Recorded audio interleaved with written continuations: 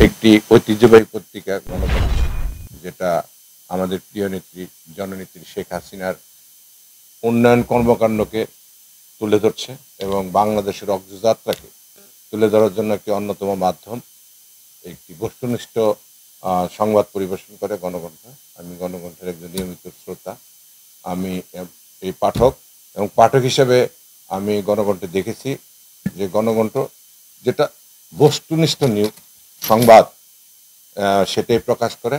এবং আমাদের এই সমাজের পত্রিকা হলো সমাজের দর্পণ, রাষ্ট্রের দর্পণ। এই পত্রিকা, এই দর্পণের মাধ্যমেই দেশের মানুষ সঠিক সংবাদটা পড়ে, উপলব্ধি করে। এই কারণে আমি গণকণ্ঠের সম্পাদক নিজামুদ্দিন জিতু ভাইকে আন্তরিকভাবে ধন্যবাদ জানাচ্ছি যে এই পত্রিকাটি সে অত্যন্ত সুন্দরভাবে পরিচালিত করছেন।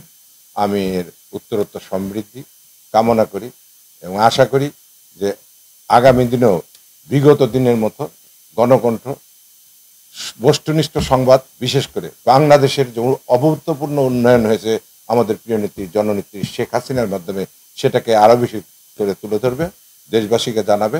আমি সবাইকে ধন্যবাদ জানাচ্ছি এবং উত্তরোত্তর গণকণ্ঠের সমৃদ্ধি এবং আরও বেশি পাঠক যাতে এইটা পড়ে সে ব্যাপারে আমি পাঠকদেরকে অনুরোধ জানাচ্ছি। ধন্যবাদ। জয় বাংলা, জয় বঙ্গবন্ধু। আপনারা দেখছেন দৈনিক গণকণ্ঠ, সবার কথা বলে।